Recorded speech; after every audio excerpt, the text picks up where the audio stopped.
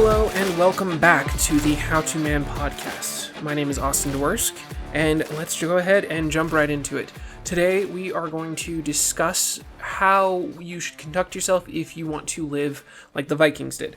I am not going to go into the specifics of how Vikings lived their day-to-day lives. The general idea of how they did that, and you can look into your own research for this, was very similar to any other medieval 800s BCE folk in Europe at that time. Many of them were farmers or craftsmen. Some of them were traders.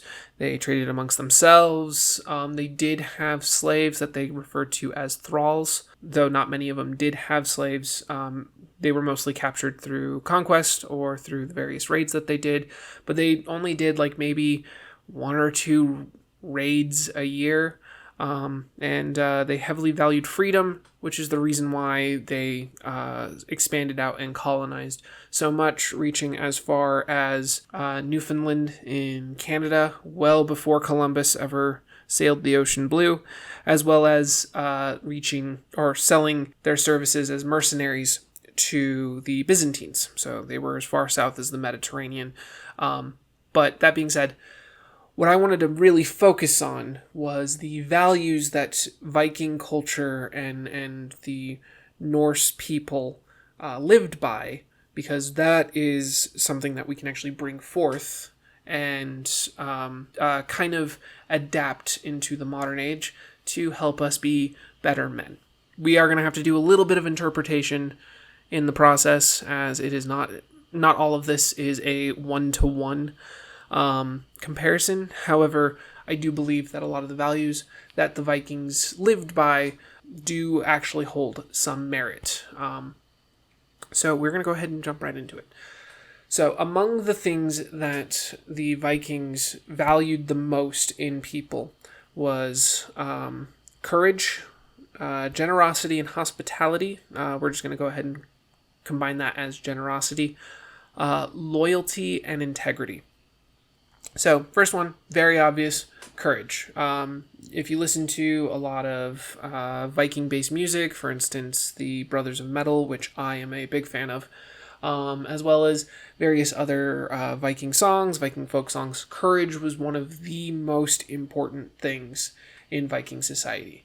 It wasn't just courage in battle or in great feats of strength or in accomplishments such as sailing across the Atlantic.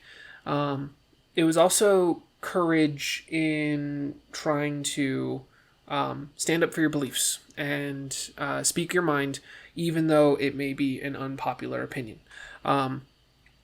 It was being able to go ahead and stand up to an authority figure and tell them that they were wrong while still being respectful about it. And knowing full well that you could be, upsetting the people around you and possibly even ostracizing yourself was something that they actually valued and encouraged. So in the modern day, something that you can definitely do to kind of help improve your courage and your bravery is to start speaking openly about your thoughts. Now, obviously, I am not saying just go over to people and start political arguments or just tell people that they are wrong. We don't need to start fights with people just for the sake of, proving your worth or anything like that. But, say you're at work, say, your manager is telling you that you need to work overtime, and they are not willing to pay you overtime, at least time and a half, or if not more, you can turn around and say, I appreciate that I appreciate the situation that you are in and that you need extra or you need extra work done, but I value my time as well, and I need some time to spend with my family or to spend doing some of my hobbies, and I cannot just work overtime for free. I'm going to need extra compensation to make it to where it offsets the time that I am losing with the other things that I find important as well. That takes a lot of balls, because that legitimately could get you fired in some cases. I've been watching a lot of kind of corporation breakdowns and kind of behind the scenes stuff that happens in corporations and whatnot. And managers and stuff like that, they're really, really sensitive to being told no. And if you tell them no in a way that is seen as disrespectful, they'll just drop you right away. They're not going to, waste their time on you. That being said, you should make sure you stand up for yourself and, tell your boss that, no, you're not going to work overtime for free, unless you are fairly compensated for that time. So that's one way to do it. Another way is to be honest with your significant other. If your wife is, complaining about something that you genuinely think is not necessarily an issue, again, you're not trying to start fights. You are not trying to hurt anybody's feelings. You are simply just being honest and telling them what you think. So just make sure that you are, tactful with how you say your criticisms or how you say your ideas on the matter, but don't be afraid to speak your mind. That is incredibly important. And then, of course, there's the obvious of, somebody's trying to mug you, fight them back. Don't just give them everything that, you own. Obviously, be safe about it. The safest option in a mugging is to hand them your wallet, because you can replace that usually relatively easily. But if they start asking you to come with them, that's when you fight back and you don't let them get away with that. So anyway, those are my thoughts on courage. So the next one is generosity. Again, this is lumping in hospitality as well. But the Vikings were incredibly generous with food, with money if they had it to spare, and of course with their lodgings. If a stranger knocked on your door in the middle of the night, it was heavily encouraged to ensure that you offered assistance to the various strangers. This was partially enshrined in their religious views. In Norse mythology, Odin is the traveling god. He is the leader of the gods, often referred to as All-Father. However, he was a traveling god. His closest facsimile to other cultures would be like Hermes. He was a trickster god, and he was a wanderer. And so it was seen as a common courtesy to be willing to allow strangers into your home. I am not saying do that in the modern day. I'm just kind of explaining why generosity was seen as such a high value and something that they wanted to socially enforce. Another reason why is just a practical one. The northern regions and plains of Scandinavia, Finland, Sweden, Iceland, these places were very, very inhospitable. It was very difficult to farm. The summers, on a good summer season was very, very mild, but winters were incredibly harsh. So it was incredibly important just for the survival of the community that if a stranger was traveling by and they needed a place to stay, you offered your home, or you opened up your home to them and you offered some help. If they just needed some food was scarce. Farming yields up north were never nearly as much as they were down in the Mediterranean. It was important to make sure that you offered some of your food to them, because it could be, days before they got their next meal, depending on how far they were traveling and how well their provisions lasted. So it was very, very important that generosity was maintained. A way that you can go ahead and exhibit generosity today is just help people out. You see somebody on the side of the road and you don't have anywhere, it's a relatively safe place, and you don't got anywhere to be, pull off to the side and see if they need any help. They might not need any help, but you could just be like, hey, you got a flat tire? I know how to change that. Let me go ahead and get you all set up. Oh, you're out of gas? Here, I got a gas can. Let me go grab some gas for you. We'll get you back on the road. Just take some time out of your day to kind of help somebody out. If you see a homeless man and you got a couple bucks in your pocket, give them that little bit of money. Yes, I'm aware a lot of homeless people have drug issues, and just giving them cash is probably going to go immediately to drugs rather than, to help them buy food or anything. If that is a concern, buy them a hamburger. Or better yet, and this one is usually rarely ever rejected, buy them water. Everybody needs water. A lot of these homeless people, a lot of times they're more concerned about their drugs if they are drug addicts, so they're not going to buy themselves water. Buy them water. They will usually be very, very appreciative of that. And one other thing that you could do to show generosity is share this podcast with your friends. And now that I've gotten that shameless plug out, we're going to go ahead and move on. The third value that Vikings held in very, very high regard was loyalty. And this kind of harkens back to my first podcast where I talked about how you should prioritize family, community, and then yourself. And loyalty is a value that I hold very, very highly. I have learned to temper that, as loyalty can be used against you. That being said, when you have people that you trust, you need to stay loyal to them. As a social species, we only survive if we can work together and we trust each other. And the only way to trust each other is to know that each one of us are loyal to each other. So for the Vikings, again, they lived in a very, very harsh climate. And on top of that, resources were scarce. And there was a lot of fighting amongst Viking tribes. It was not uncommon for you to be at a war with various other Vikings, and it was important that you maintained good relations amongst your community, especially amongst your clan and kin. They actually had a term for this, and it was called, Firth, F-I-R-T-H. It was either Firth or Frith, which is F-R-I-T-H. I can't remember exactly what the term is, but what it basically was a single word that represented peace, goodwill towards your fellow man, and a declaration of mutual defense. So you...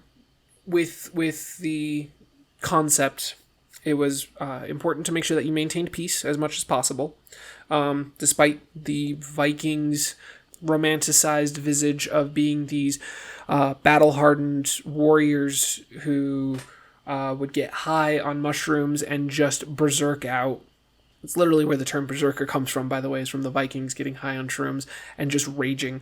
But they were actually surprisingly peaceful amongst themselves. And it was incredibly important that they maintain that peace as much as possible.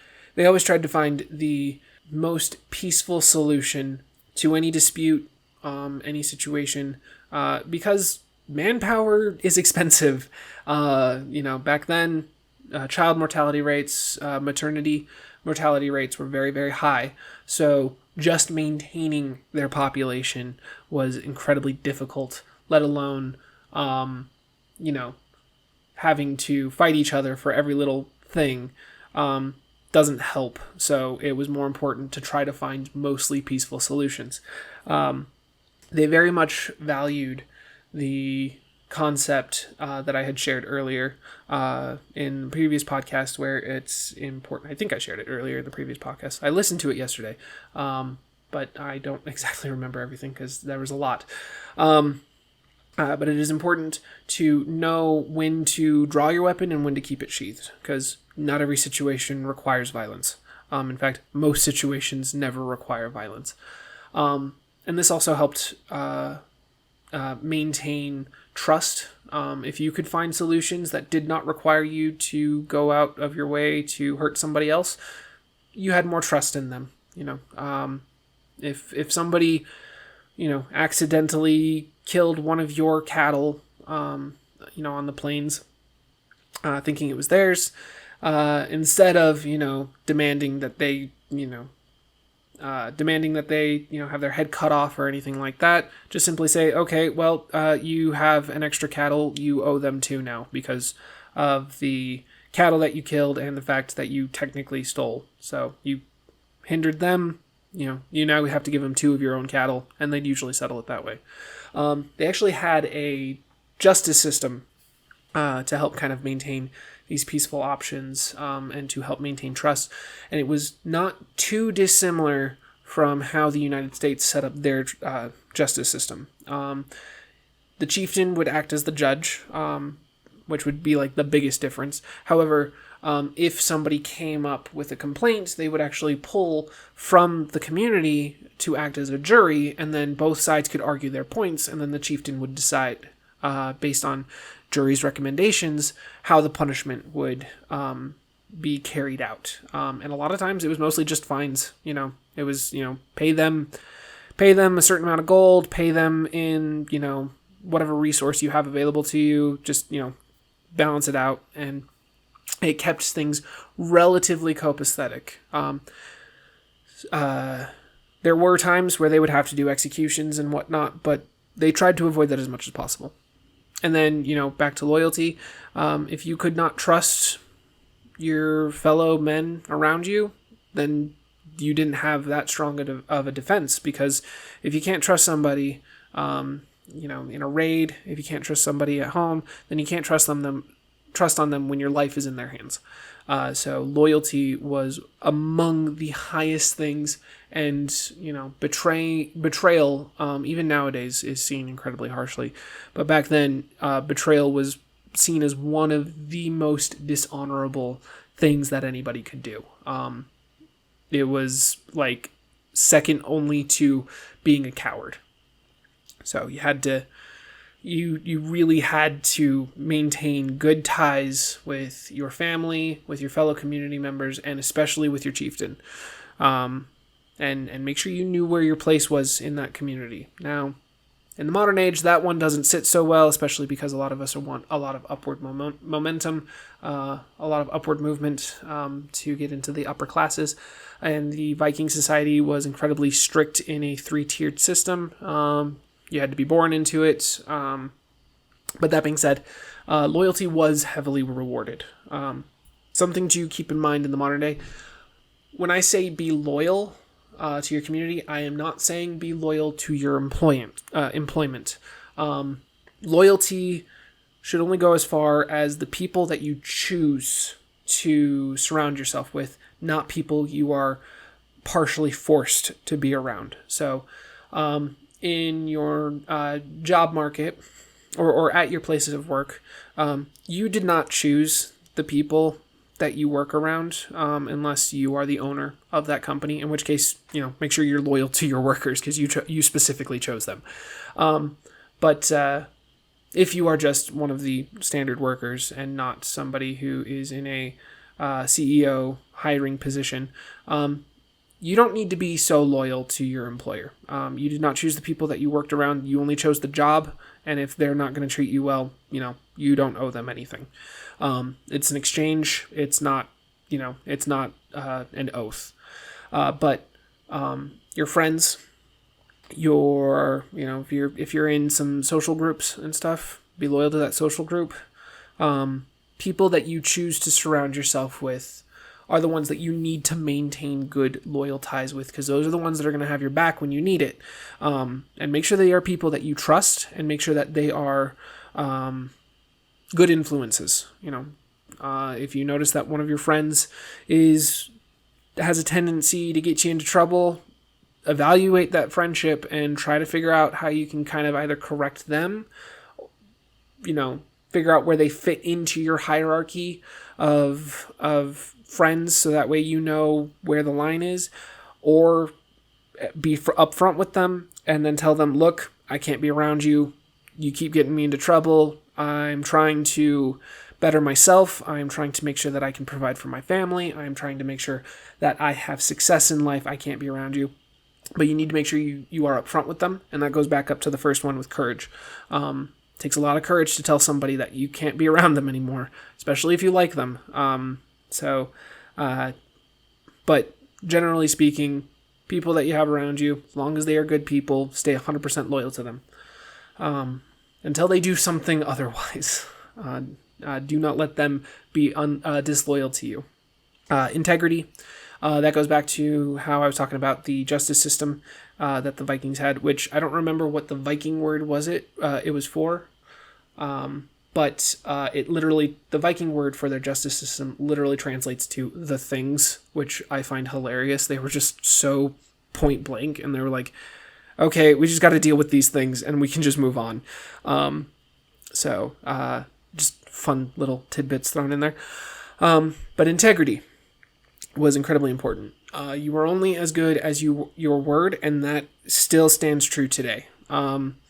This is an area that I would very much like to work on, because I definitely know growing up, there have been a lot of times where I have made promises to people and I did not actually uphold those promises. My integrity is not as good as I would like it to be. I do believe that I am somebody who has decent integrity, but I am not going to say that I own the moral high ground, and I would not be surprised if there are people who just do not trust my word on things.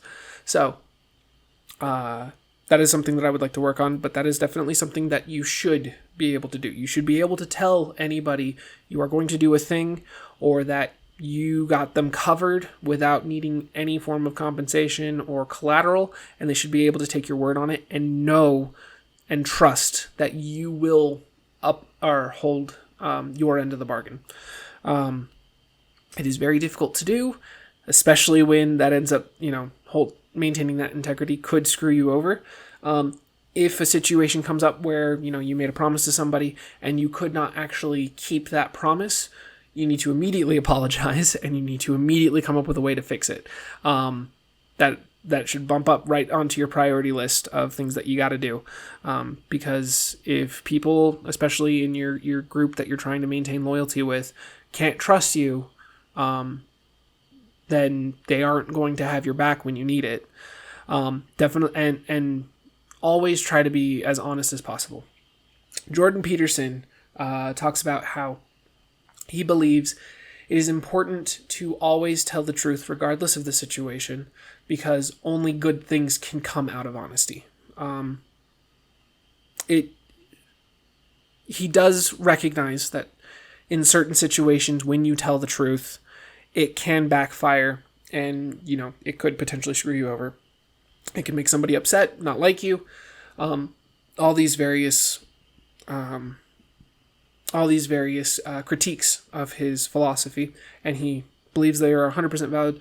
But he looks at it as it is better to, say, for instance, again back to the example of the friend who is a bad influence. It is better to be upfront with him and tell him that he's a bad influence and that you can't be around him anymore, than to either, one, stay around him and get dragged down with him, or two, lead him on while completely avoiding him and making him wonder why you never hang out with him or anything. Clean break, worst case scenario, you guys aren't friends anymore. Hopefully that'll be a wake-up call for him to change, and you can help him get up to where you are, and then both of you rise together.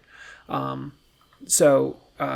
that integrity, maintaining honesty, making sure that your word is enough is incredibly important. So always maintain your promises. So those were the four main values. However, they did have a few other things that they held in very, very high regard. One of these was being clean. Contrary to many beliefs, we have begun to learn and accept in mainstream that Vikings were incredibly hygienic for the time. They very, very much valued their appearance. That is where most of their hygiene habits came from. But they typically wanted to make sure that they stayed smelling nice and that they always looked their best. To any potential high school kids, or junior high kids listening to this podcast, first of all, welcome. Secondly, if you are not somebody who takes showers regularly and you think Axe body spray counts as a shower, you are sadly mistaken, and you need to fucking clean yourself. Not only is it important for just general hygiene, keeping you from getting sick, but it also is incredibly useful in helping give off an appearance of competence and strength. People are always impressed by somebody who can do feats of great strength, being able to run the fastest, being able to lift heavy things, being able to hit the hardest. But they are even more impressed when it looks like you didn't even break a sweat. And maintaining very good hygiene habits can help give that illusion that you're not actually trying as hard as you really are. And then on top of that, it just, it makes the girls like you more. Or even the men. I don't shame who you want to be with. If you want to be with somebody, if you maintain hygiene, you increase your chances with them. There's many legends, and part of the reason why I think the Vikings were romanticized as being these barbarian brutes was because there have been many stories of women, and not just any women, but like high status women of the times running away with the Vikings because they liked them more. They were fit, they were capable, they were dangerous, and they were clean, and they smelled nice. So I think there was actually some diary entries of like a lady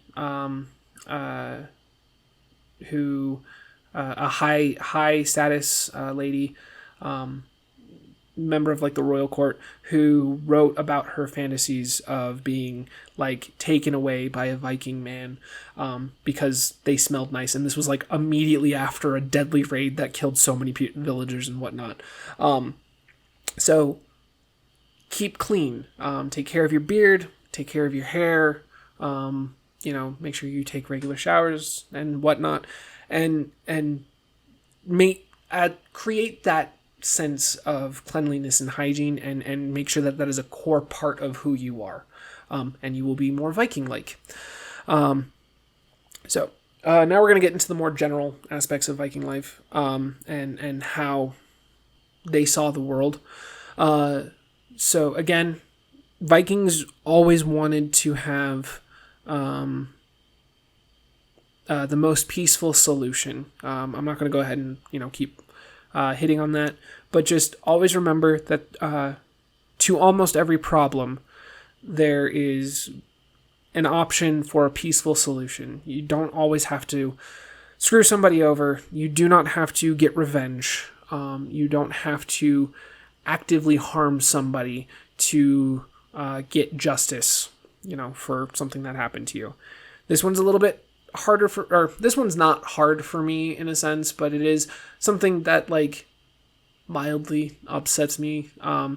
There are times when, companies or individuals have done something to me that just, seriously irks me to the point of wanting to fly into a rage. And that's not the way that you need to handle these problems. Always find the peaceful solution. If literally the best solution is to just ignore it and move on because it really wasn't that big of a deal, that is the solution to the problem.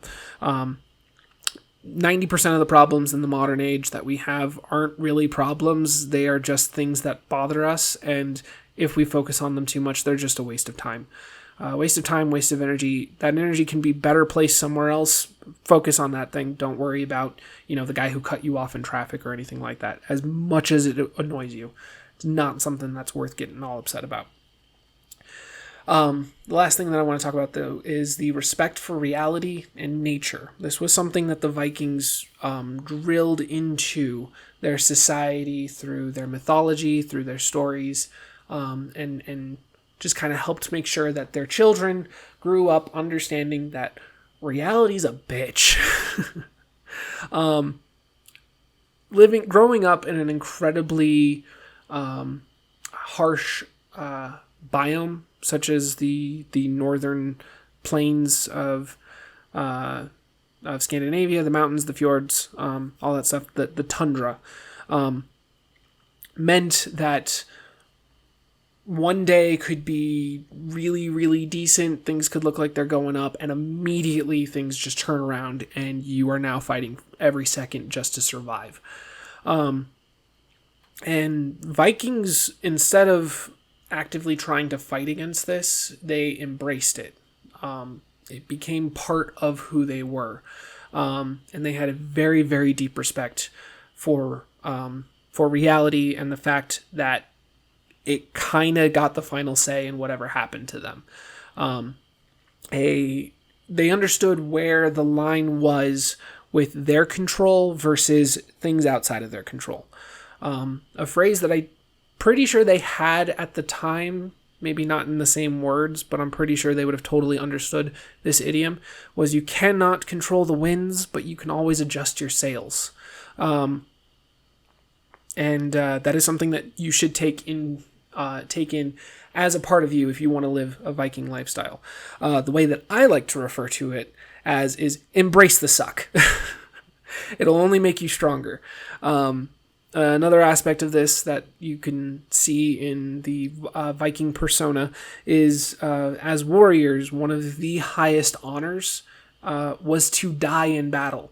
It wasn't enough to just win every battle that you had, but to finally be bested in combat, so that way you could go up to Valhalla and then serve Odin. That was you being called to serve Odin, was dying in combat. A lot of cultures do have that mindset, especially for their warriors, that you're not fighting to survive, you are fighting to win, and you are wishing for death. Specifically death in combat. It was an honorable way to go, and it was something that was actually desired, or at the very least desirable. Growing old and living your final days, in a bed surrounded by your loved ones was something that was nice, but it wasn't nearly as honorable or as heroic as dying on the battlefield, protecting your friends, protecting your community. And you can translate that into when shit hits the fan, you embrace it, and you are going to go in, you're going to give your all, and if you fail in getting things fixed, at the very least you can say you did your best. It's not nearly as romantic sounding as, say, dying for your brothers in arms, but it's still the same mindset. This is something that I can go ahead and use in my personal life. Right now, not entirely thrilled with my job. It screws up my back. It screws up my knees. I smell like trash every time I come home. But you know what? Right now, it's helping to keep us afloat. And if all else fails, and something happens even to this job, at the very least I can say that I tried. Every time I go into work, despite the fact that I hate it, I'm still trying to make sure that I'm putting decent work ahead of my own personal problems and putting my best foot forward. I am looking for other things. I am working on other projects, but when I'm at work, it is my job to do, or to grab the trash and get it all thrown away, and I'm going to do that. I have a problem. I'm looking for the most peaceful solution. It would be very easy for me to go ahead and start doing more reckless things to try to fix this, but that is not necessarily the best solution. The best solution is to maintain course, adjust my sails, and try to see if I can find other opportunities to get out of it. And that is accepting the reality of the situation. It is not defeatist. You're not being a pessimist and just saying like, well, the world sucks, so why should we even try? What you're doing is you're saying, the world sucks, so why should I make it worse? And that was, for the most part, kind of the Vikings mindset. It really goes back to a lot of those first virtues that they held in very, very high esteem. That being said, if you weren't a Viking, a lot of those virtues just went straight out the window. If you were not part of the group, you did not get any of the benefits on these. Hence the reason why they were so brutal in warfare and fighting, because these virtues only extended to their community.